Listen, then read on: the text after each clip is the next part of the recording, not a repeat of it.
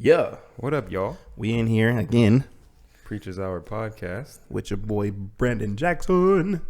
And Jeff Copeland, not as cool as Brandon or as well dressed today. Well, not today, but normally you are very well dressed. I appreciate that. I like I'm it. at my house, There you go. so Yeah. When you came to my house, you were well dressed. I had to. Yeah. When you at the crib, it's like, show up. Pull Been up. here all day. Just like this. Mhm.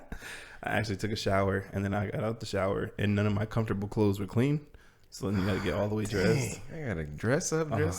Just because. And I was thinking, like, I'm like, man, this dude was really doing something. and the today. funny thing is, I told you I was going to leave my house at 8, but I was trying to let my clothes dry, and it was just taking too long. And I was like, My wife was like, he does not live 40 minutes away. Where is he at?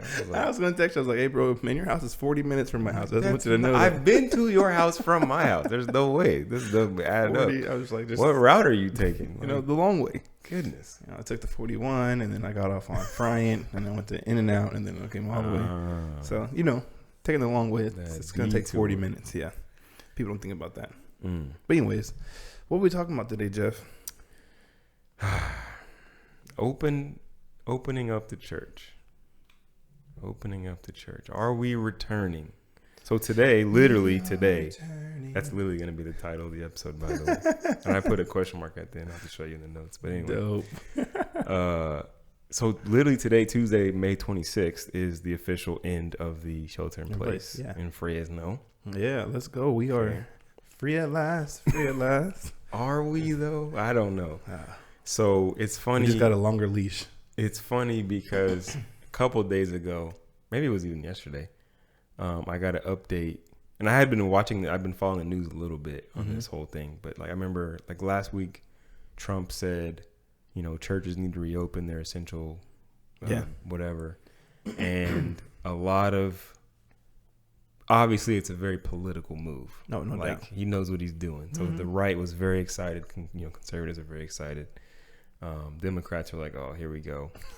And our state, California, is a Democratic state. Yeah. And a lot of people started going up in arms, and you could tell that the California government was feeling the pressure. Yeah. So a couple of days ago, Newsom was I got an update on my phone. It said he's trying to outline guidelines for opening churches and mosques and things like that. I go, oh, he caved. He caved. He's like, oh, okay. I don't know. I just wonder, what happens if this gets worse? What if a second wave comes? There are a lot of people saying this is the first wave, it's not even over yet, and all this stuff. And I haven't heard any new numbers as far as Fresno County. Not me either. Even Tulare, I stopped getting. They were every day. It was 19 new, 23 new. I was like, dang. So I guess our numbers have decreased enough to open, but I think that our recovery rate is higher than our infected rate. Okay. So I think that's why this is all speculated. This is what I heard from another person, not from a news outlet or nothing like that. That our recovery rates are higher. Your source is trustworthy. Yeah, I don't know. Some dude on the street was like, "Yeah, we good." All right. Yeah, man. I was praying last night. The Lord just said, "Hey, get out there." But yeah, I do feel the concern for most people about going back to church or just gathering in general. But I don't know if I'm honest, bro. I don't know how to look at this because if everyone stays in place and we keep sheltering in place, the bad thing about that is you never get it. Therefore, you're still susceptible to it. So whenever you come out, you're going to get COVID-19. People are trying to really wait on that vaccine. Yeah. And I'm like, that if we do that, you're going to have to declare martial law because I guarantee you no one's going to be like, yeah, I'm just going to stay in my house for the next year while you figure something out. Nah.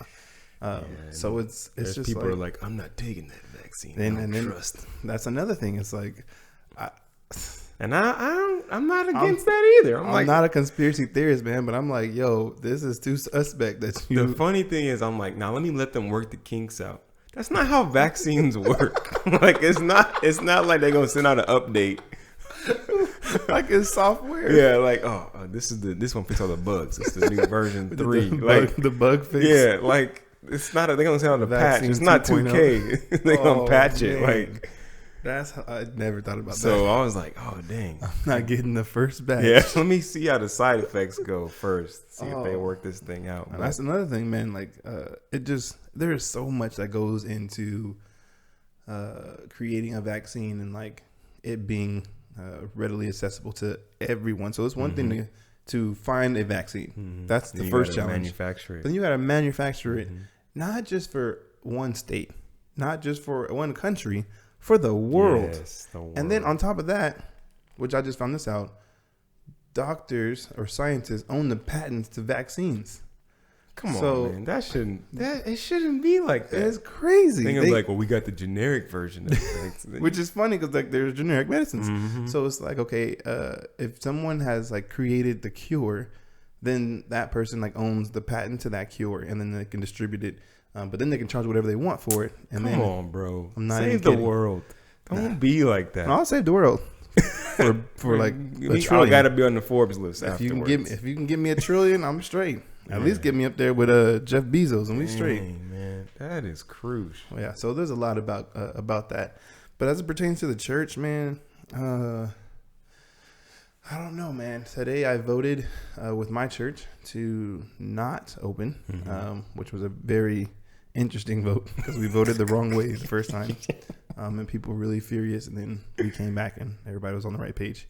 But I think I do think it is essential. Church is essential, but a building is not essential, and I think that's kind of where we have to understand, like, if the church building going there, if the church building was something that like was essential to your walk with Jesus, and like you needed the church building, then you never really had a relationship with Jesus.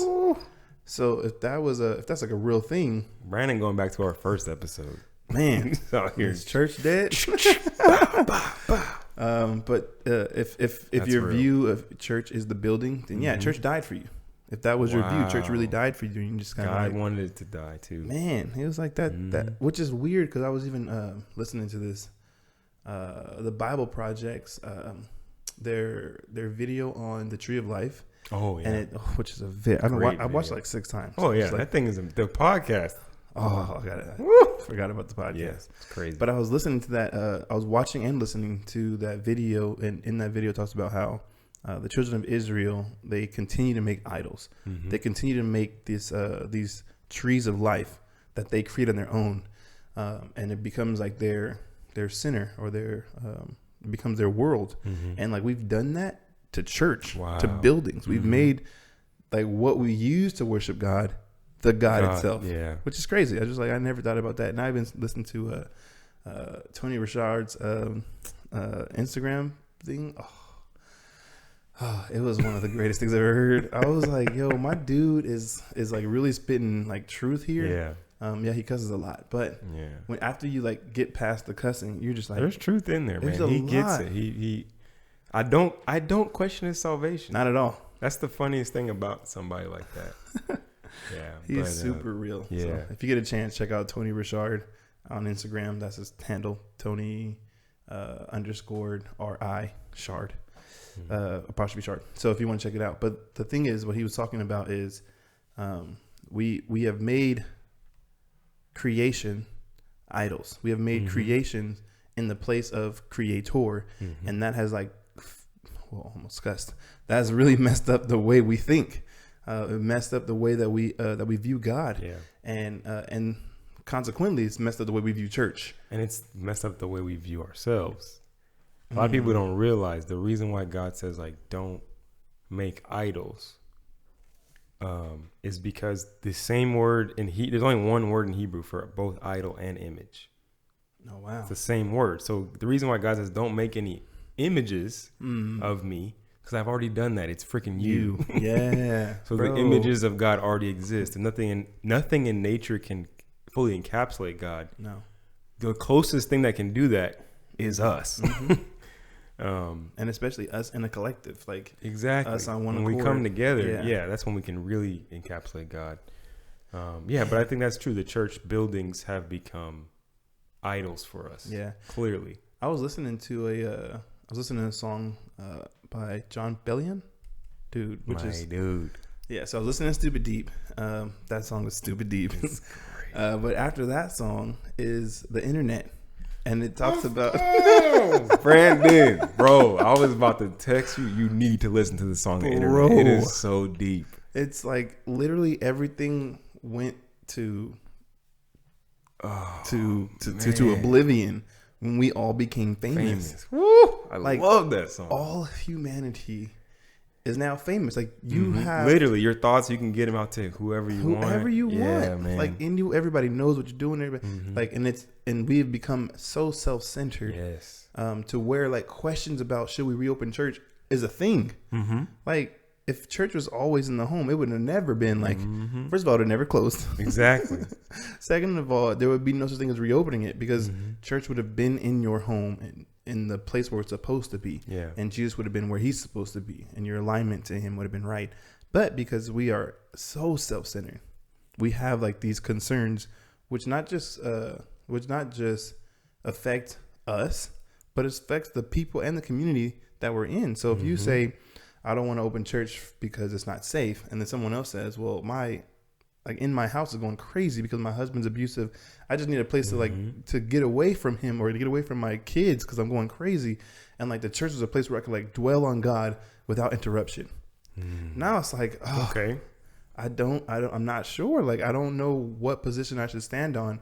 Yeah. And it's like, I have to just go with like the status quo. Like if majority of churches are not opening, then I have to just go with the majority of churches just because that's the safe play. But is it really the safe play? Man, so that was great. I'm going to read all of these. We're not going to get to all of them. I'm sure we'll cover some of them kind of meet each other. So Uncle Rod hooked me up with this diagram that was put on the internet by a pastor. And it is all of the different perspectives on and opinions on should we open church or not. Let me just read these real fast. It's actually a very like extensive list that I'm sure goes on and on and on. Oh yeah. But we just have like these 7? I think that's 7. Yeah. Where is my Zoom at? There you go. Oh yeah. Okay, so you can't open the church building yet. It's a huge health risk. You are wrong if you do. We need to open the church building. I need to be there and see everyone. What are you waiting for?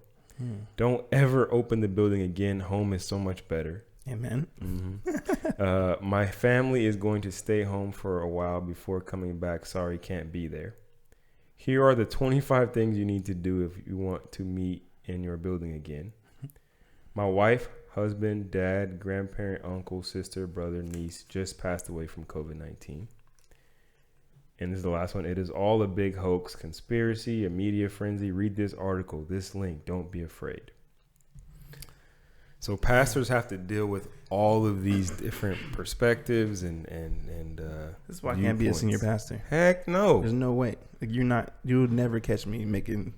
And this is interesting. So our current pastor, Patient, I literally watched him deal with this last Friday.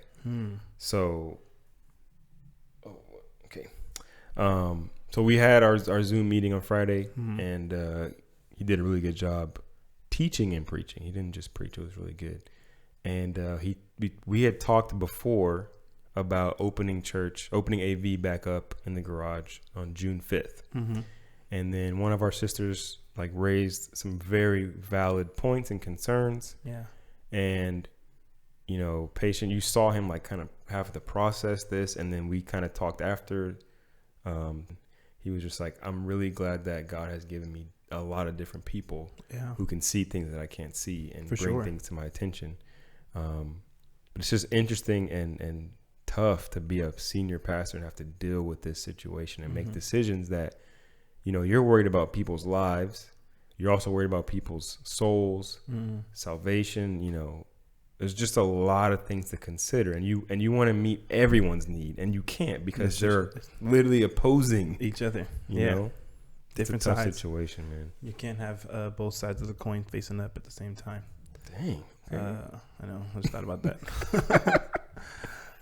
But that's the difficult thing about being a pastor. I mean, these are if you're going to be a good pastor, you have to surround yourself with people who think differently than you, who see differently than you, who have different social economical statuses, different races of people, because you need to get a clearer picture of like why you're doing what you're doing. So I think the choice to stay open or closed isn't just solely on one person. Whatever church you go into, whatever church, whatever pastor is listening to this, like, it's just not your decision. Like, ask some people, get some opinions. I mean, even if you ultimately go with whatever you're thinking, at least you could like make a sound decision and say, okay, I'm either going to like go against what my whole community says and do what I want to, or I'm going to listen to what they got to say and then do what's best. Cause I don't even want to say like do what's best for the majority, but like just do what's best for like your congregation. So, I don't know. I don't think that, matter of fact, let's not start with me. Jeff, what do you think? Should churches open up? Should churches stay closed? Man, so this sounds cliche, but like you got to ask God first. Like we have to really, and we had to admit that as AV, like we made a decision based on like we were all tired of Zoom. Yeah. And we miss each other and we just want to get back to what we had, that in-person fellowship. Right. But we really didn't consult God. We just kind of picked a day on the calendar. Like, yeah, this is good. This will work. Makes sense. So I think to know what's best for your congregation, only God can know that. Hey. Right. That's what Solomon said. Give me wisdom to lead your people. Exactly. So you have to really seek him. And then not just you, like you said, this should not be a one person decision. So not at all. I should have a team of people that I trust their prayer life. I trust, their walk with God, and we're all talking to God. And then the Spirit's going to confirm God's will amongst us as we're talking. And hey, you prayed, what do you think? What did God tell you? What did God tell you? What did God tell you? And I think the collective should be able to come to a really true spiritual decision there. You also got to consider what's going on in your county. Yeah. Right. Some county like Madera was barely touched. That's why Flipside is opening. Yeah. They're already open. Like there were barely any cases here. Yeah. Versus like a Tulare or Visalia. Y'all should probably stay closed just come back in 2022. just stay 2022. Skip a whole year. Yeah. 2021. Y'all ain't gonna miss nothing. It's fine. Just stay inside. But no, I think that's valid, man. I believe that if we are to move forward, we have to do it together. I think that's very valid. I don't even know what's in my head right now, but I think it's an African proverb. Like if you want to go fast, go alone. If you want to go far, go together.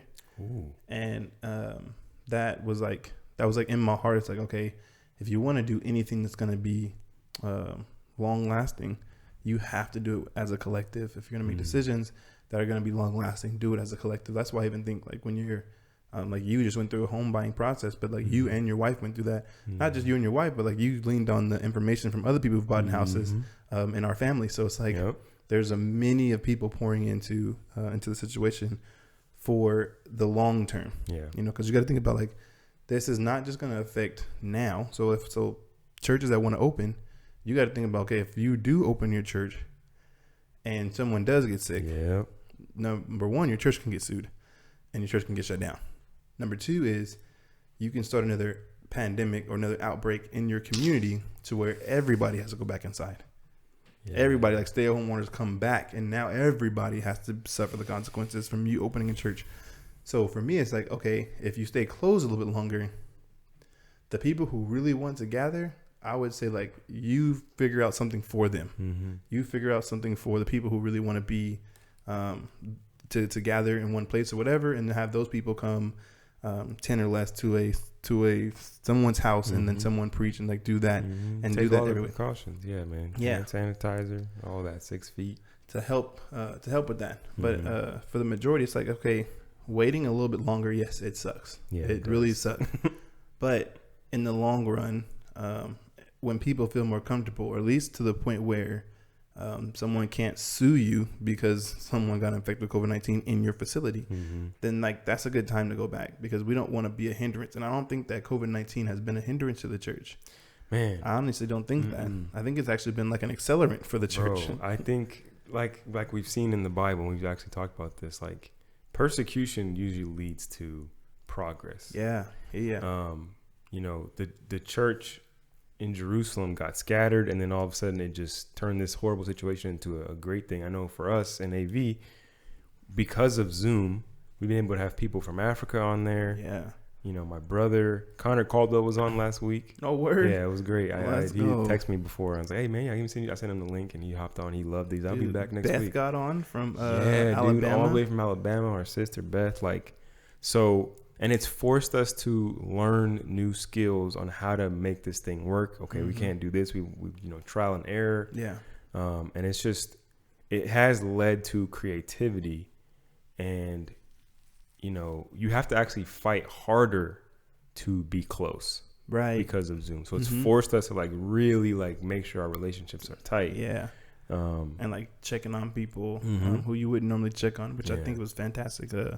There was a list that went out in AV about who to check on, and not that this person's responsibility, but this week, make sure someone checks on so and so. Make sure someone, and that has brought in a lot of good conversation. So you text someone, and they just be like, we've never texted before, and you be like, yeah, man, sorry about that. And no, I think it's great. This is a good start of a new relationship, a new form of communication for us. Is it okay if I text you? I was like, yeah, bro, anytime. Yeah, I really don't mind. And I've been texting. I was texting Amundsen, and we texted for 3 days straight. Oh, that's dope. And I was just like, this is weird. I don't never text you, but now that we've communicated on this level, I feel we can keep doing it over and over again. So it's brought us closer. And he came to Lemonade Stand, which was fantastic. That was awesome. Yeah, man. Yeah, I like all that. I think, man, that's good stuff. Yeah. So it hasn't been all bad. We got to figure out, though, eventually we're going to be able to come back.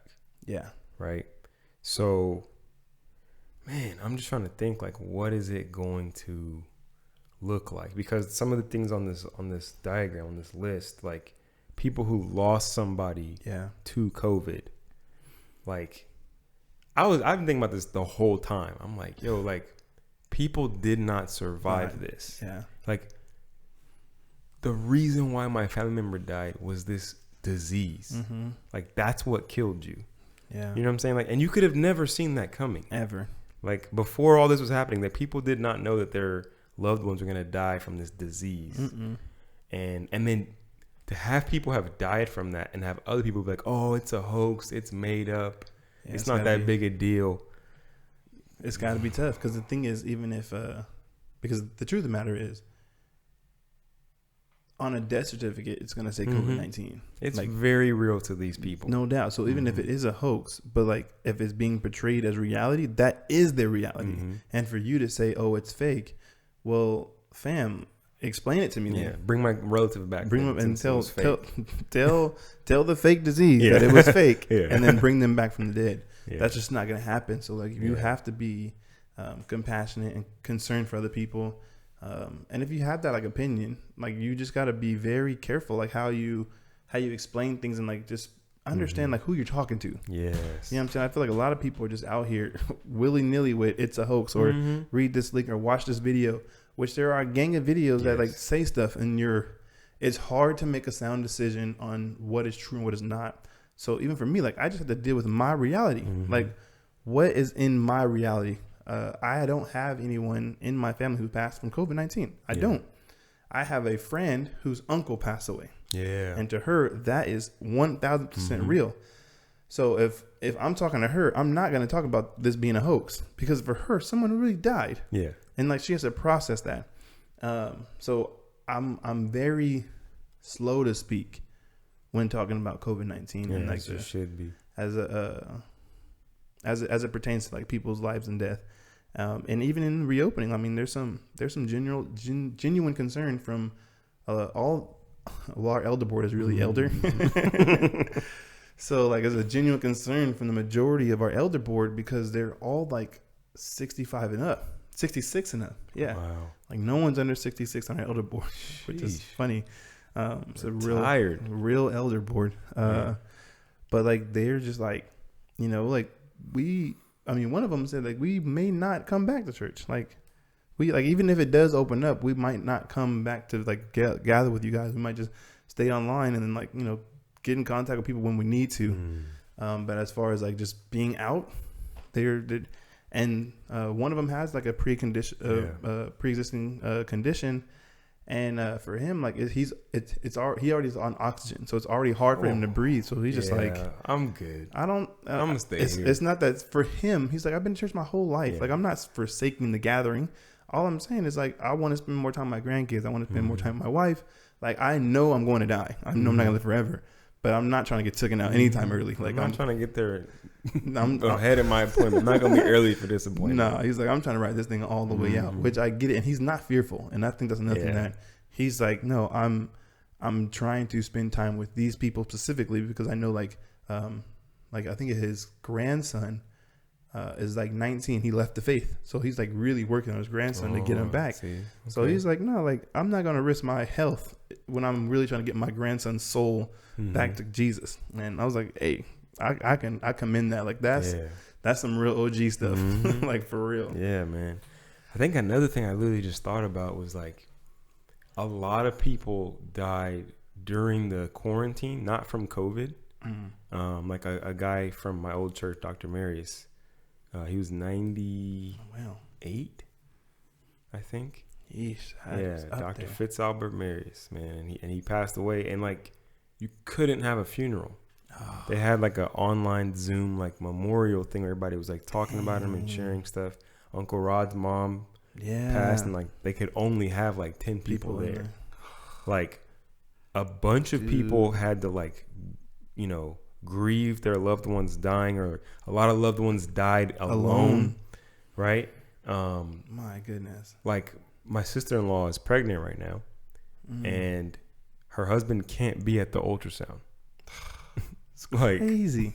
Why not? That is right. Oh. So like all these things have come, even if it's not directly from COVID-19. A lot of people are first of all, like everyone has been through some trauma because of this. Yeah. Like we have all been through something super strange and traumatic. Yes. There was like so many sides to this trauma wise. So we have to be really, I think we have to address all of that first before our number one concern can be like coming back to this building. Yeah. Especially if it's like, well, we got to keep the lights on and pay the mortgage of the building and all that stuff. Like our number one concern should be like, hey, let's help people like process what we've all just freaking been through. Yeah, that's beautiful. Yeah. I think that's something that we are like a lot of, I don't say, okay, don't get me wrong, I'm not against the church. But a lot of people are trying to open the doors to keep the church from the building to being foreclosed or like the lights getting turned off, which is weird because there's nobody in the building. So let them shut the lights off. Turn the water. Like you should have did that like when this first happened. Why are you paying bills you don't need? But anyways, like I think that we are making people come back to church for the wrong reason. I think a lot of churches are like, come back because we need your tithes and offering, and it's like I just need you to adapt. Like you need to figure out how to give online and stuff like that. But bringing the church back to gather, especially under the strict guidelines, is not even the same. Yeah, I'm like it's premature anyway. If we have to do all of this, extra stuff, like first of all, that's my church, that's my seat. Well, listen, man, 6 feet. You're gonna have to move down. I appreciate it. You're gonna have to like, give that up, or you can't even like you can't do hugs. Okay, meet and greet your neighbor, like. Wave at him from across the sanctuary, which like to me defeats the purpose. What's the point? Because it's the same as Zoom. If you got to really be 6 feet apart, like I don't know. I don't. And then the guideline that first of all is 12 pages. The one for Fresno that the mayor and the city council sent out is 12 pages long, and it's 12 pages of like 3 rows of bullet points. So you have like I think it's like 4 pages is like to give like context of how these are supposed to be done, and the rest are like, now it's like this is the list. At the entrance there needs to be hand sanitizer, and then like the bathrooms have to be like emergency only type bathroom, so you can't use the restroom unless it's an emergency. After that there was the social distancing, 6 feet. But like they made sure they put 6 feet radius. So like Even if so, like if you have pews, so you can't sit behind me. You can't sit behind them. Every other aisle or every other pew, everybody's gonna be diagonal. You have like 30 people in there. Like if you have enough space for that, like that is, it's wild. And it's like if your building is under like 500 square feet, you can only have like 4 people in there. I was like, what? And it's like, oh, it makes sense because square feet is pretty small. It is small, but it's like the garage. I think the garage is like 500 square feet, but it's like. To get 6 feet radius, it makes sense. Yeah, you can only have like 4 people in there. I'm like, that's crazy. So if you have like if you have a warehouse that's like huge, you'll be so spread out that like it would be awkward to go to church. And then it's like you have families coming to church and they can sit together, so they can like all cluster together. But then the next family has to be 12 feet away from them. My goodness. I was like, no, it's not. There's no point. There's no point. To me, after reading that, I was like. Nah, it's fine. We'll just stay on Zoom because it's way more work getting people back into the church than it would be to just stay on Zoom and connect in more creative ways. Yeah. So, I don't know. Wow. Man, I did not. Wow. Bro, I'm going to send it to you. That's insane. You got to read this thing. I was like, first of all, when I got the PDF, I was like, 12 pages? 12 full swipes, man. I was like, I can't do it. I can't do it. I'm gonna see if I can find this into you. But I think at the end of the day, I mean, if you're a small congregation, even if you're a small congregation, just stay. I just say stay at home. I mean, not necessarily for health reasons, but like the headache that you're gonna go through, trying to open up, and then if someone actually does get sick, then it's gonna be a headache for everyone in your church because then they're gonna have to trace back every person they were in contact with. And then all those people got to quarantine for 2.5 weeks. And it's like almost mandatory. Like you can't be like, oh, I'm not quarantining. No, they're going to come get you. And they're going to quarantine. Oh, you're not, huh? Okay. And they're going to put you somewhere where you have to quarantine for 2 weeks. And I'm like, you can't go to work if you had to go. If you had a job, you no longer have a job just because you wanted to go to church. So I'm just like, you have to weigh the pros and the cons. And to me, the cons completely outweigh the pros. Yeah. Yeah, especially in that sense. Like, wow. So, because we ended the shelter in place order, restaurants are allowing dine-in now, but it's still 6 feet. Yeah. Yeah, okay. Yeah, which most people are going to... Yeah, most people are going to still do takeout.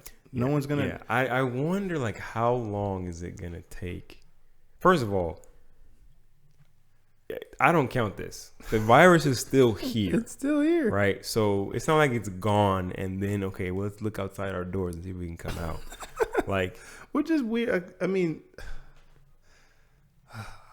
I try not to be like political on this podcast, but it just doesn't make any, like our government does not know what they're doing.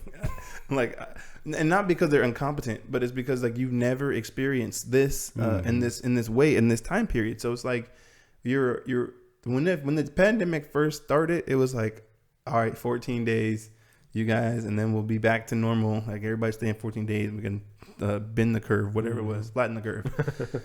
And then that 14 days turned into another 14 days. We turned to another 14 days. Bro, we are 2.5 months into this, and it's like, fam, they're just gonna keep saying different things to appease the masses. That has really nothing to do with the virus. Dude, I can't even remember life before this. It seems which is crazy. So long ago. That is wild. Like freaking January, dude. We weren't even doing this. Like December wasn't that long ago. No, but it feels like it was like years ago. Man. I mean, I remember when we were when that first happened, and they were just like they canceled school, and I was like, dang, I didn't think they would cancel school. I'm not like, gonna lie. What? When I got that, I was like, what? This is fake. Canceled school. Yeah. So when that happened, I remember like right after that, we met at the Campus Life Center because it was like the following Monday. So it was like Friday, we got the message, but like YFC didn't make any decisions yet. And then Monday happened, and like they were just like barely processing. So we met on Monday, and like we had like a little party or whatever, and it's like, man, this might be the last one, and it really was the last one. And we met, and it was fun. I'm like, man, this is great. And then I remember KJ had got a phone call, and his mom was like, hey, like you got to get home because like it's getting serious out there. And he was like, hey guys, got to go. And then I remember us sitting there like, really? You think it's getting that serious? And then we turned the news on, and like literally, okay, hey guys. We'll see you guys later. We're out of here. Y'all got to go home. And then since that time, the world just has not been the same. Yeah. And it seems so long ago. That whole day seemed like forever ago. Man, I remember when we made that video in your living room. Which one? With you and John. Oh yeah, like that was this year. That happened. That was like at the start of the dang. Oh, that's crazy. Yeah, I don't remember that at all. Yeah, like I remember that, but it really does seem like a forever ago. Dang, I'm sorry, listener. We just kind of went on a rant right there, but it's crazy. Like, when do you remember the last time that you were normal? It's so interesting. I was thinking about this in my own head the other day. That could be dangerous. Yeah. That we it's not even just our government, but like we as a capitalist society are become so addicted to making money, bruh, that we are literally like, look, we have to risk lives because like we can't have the economy closed for this long. Like we cannot survive. We are too addicted to this money. Yeah. And then the crazy thing is like the rich people got stupid richer. And then the poor people got stupid poor. Like when things go back to normal, I mean, I'm looking at gas prices like, yeah, this is great. But as soon as everything opens up, bro, none of us are gonna afford gas. $8. It's gonna be ridiculous. And I'm just like, unless they like mandate gas prices to stay at a certain level, but I highly doubt that. They gotta recoup, man. Yeah, exactly. Everybody has to recoup, so everything's gonna be more expensive. Everything, because even like hiring more new employees, like they gotta go through. Which I found this out through YFC. Like they have to now go through like a blood test to get hired, to make sure like you don't have COVID-19. I'm like, dude, as long as it's not that swab test. Swab test. Well, you seen the video? Nah. I'm like, bro, this like soldier and this army doctor, like he's holding his head. He like holds his head back. This swab thing is like a freaking ruler in length. It's like a giant like Q-tip, basically. Got you. And he just. Where are you swabbing to? Like literally his freaking brain. I swear, the soldier's just like twitching with pain. I mean, he just keeps like, and he's like, oh, hold on, I can go, and then pulls the whole thing out. Was like, I'm never getting tested. Not getting this test. I can't. I will die doing that. You're gonna delete some memories. Don't forget who I am, dude. That's crazy. Oh, I was like, man, there's got to be a better way to test. It's got to be a better. I'll pee in the cup. I'll do whatever you got me to do. If you need a pint of blood, I got you. Just cut the arm off and just let it drain in there. You ain't sticking that in my brain. You're not sticking that. Cause look, I'm a sneeze. Oh, no, that's my thing. You gonna be up in there and I'm gonna be like speaking a different language. I'm gonna forget who I am. Dude, that I've never seen. I gotta watch it. It messed me up. I don't want to watch it. No, don't. You'll have nightmares. That's crazy. But yeah, I think that's something that I just won't do. I mean, I don't think it's. I mean, I know COVID is serious, but until I have every single symptom, if I don't have every single symptom, I'll be cool. Sir, you have a fever. You're coughing up blood. Nah, I'm missing one though. No cold sweats yet. Yeah. So, until them show you're dehydrated, sir. Oh, no. That's funny. That's hilarious. Yeah, but we're just so addicted to money that like we're literally like, who cares? People are dying. Like I literally heard people say that on different stations. Like, dude, on the news, who cares if people are dying? Like, we need this money. Some dude said like, we need the schools to open back up because like, which is really funny. It's not. The dude said because like the schools are losing money because they're paying teachers who are not teaching. Then I'm just like, what? First of all, you gonna tell me I ain't teaching?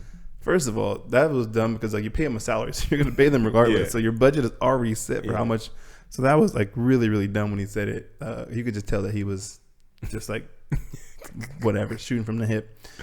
But then he says, and it's not even that big of a number. Like only 2% of the school population will diminish. And the way he said it was like, oh, like you could like hear that and just keep walking. But then when you think about it, you just said only 2% of the people in school will die. Now, I don't know about you, but if my kid is in that 2%, I'm suing for everybody. you. Like my kid is not a statistic. He's not or she's not a number. She's a person. Yeah. So 2% of what? Like I think Fresno has like what 76,000 kids or something like that. Fresno Unified is like 76,000 kids just in Fresno Unified. Just in Fresno. So imagine losing 2% of Fresno Unified. That I don't know what that is, but that's a lot of kids, bro. You're talking like almost 30 million kids, dude. Students. Nationwide. Yeah. So 2%. That's a lot, bruh. I'm sorry. It's too much to. It's too much to be like, oh yeah, let's just open up for the sake of like making money. No, like if my kid dies, then that's gonna cost me money because now I got to pay. Especially like the majority of kids in the hood who don't have life insurance, and the majority of the kids in the hood who are susceptible to dying of it, right? Because they have pre-existing conditions. Yep. Asthma. I have asthma, so I have a pre-existing condition. I mean, back in November, I got sick and I couldn't breathe. I go to the ER. I can only imagine having COVID. Right. But you probably had COVID. I probably did because I felt like I had a fever. Every black person ever. Bro, I'm telling you. I felt. Remember that time I came to I was supposed to preach the next day, but it was my birthday, and I was like, no, I got it. Yeah, you look I could barely stand. You look terrible. I had COVID. I'm telling you right now. I had it. No, don't put that on there. They're going to come knocking. Hey. Mr. Couplet, we heard the podcast, and we just want to go ahead and get you tested real quick. Get the swab in here. Oh man, it's probably the most we've ever lasted on a podcast. Yeah. But yeah, man, we got to consider like people as human beings. Yeah. Which I didn't want to talk about this, and I don't know how much time we got. We got probably plenty. So Monday, the whole. Which just needs to be a podcast with maybe like next episode or whatever. Okay. But talking about George Floyd, who just was killed in police custody during COVID-19. I was like, "Where's your social distancing at?" He didn't have no mask on. No, nothing. Just we're just gonna go ahead. Everybody had gloves on though. But anyways, wow.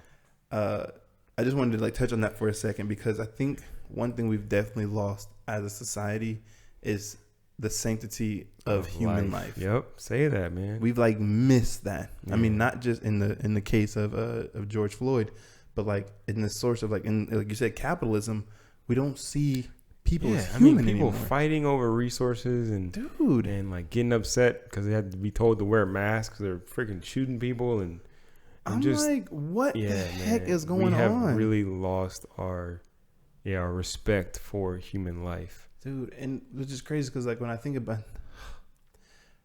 for like my white evangelical brothers and sisters, I know that like sometimes you can like watch something and it not like really affect you, but like I want y'all to know like Jeff and I are both black, and like I'm not saying that I walk around in like terrified every day, but it's this thought in the back of my mind that's like, always there. I mean, every time I hear another one of these stories, I'm like, could have been me. Could have been me. And legitimately could have been me. Like I could easily be in this situation that I can't explain or talk my way out of, and I end up dead. Dude, and you're just like, how did I get here? I mean, I just heard about this guy who was on America's Got Talent, and like he spent 37 years in prison for a crime he never committed. So many. I'm like, how is this a thing?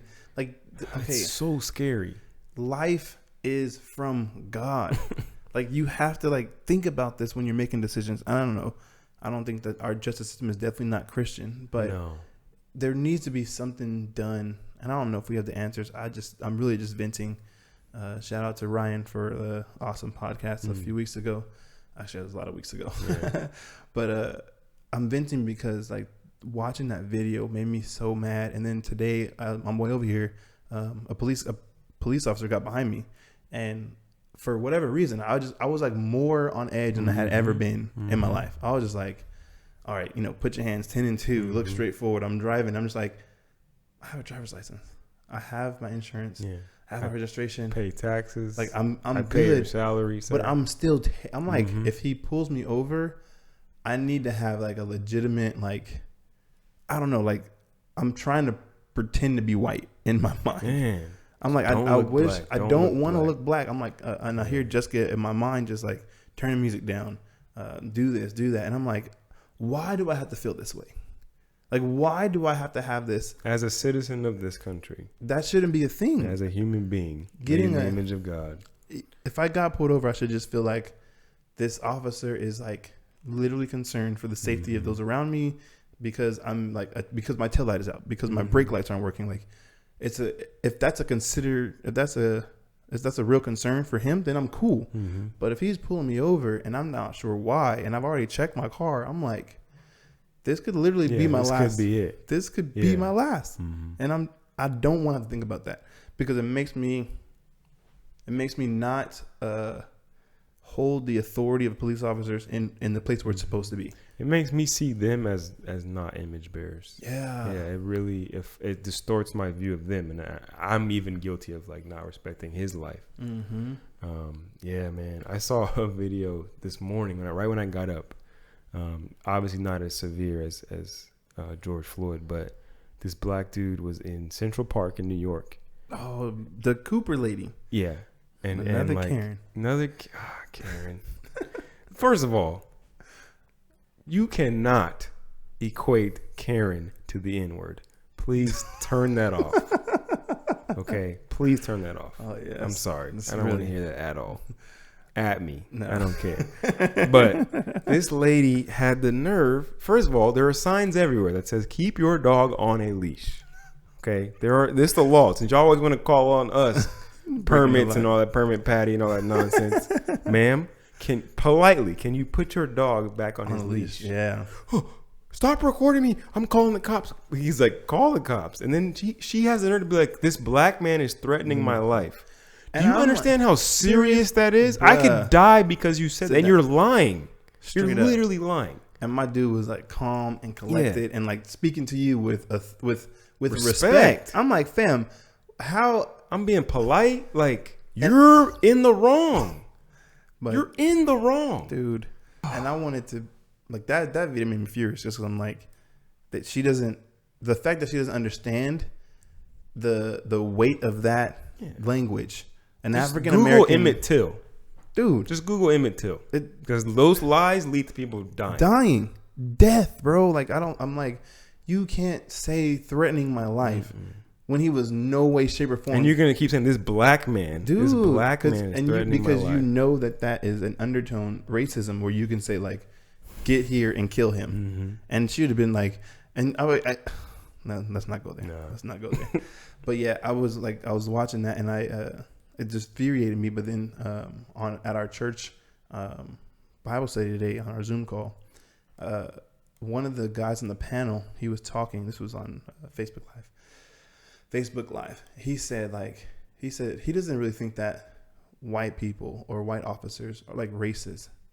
He said like it's different. It's like he uses illustration. He's like, I don't hate bugs. I don't really hate bugs.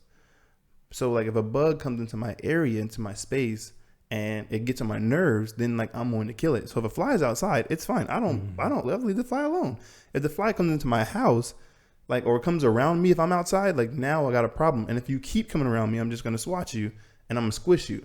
Do I hate the fly? No, I'm just annoyed. So I treat the fly as a lesser being.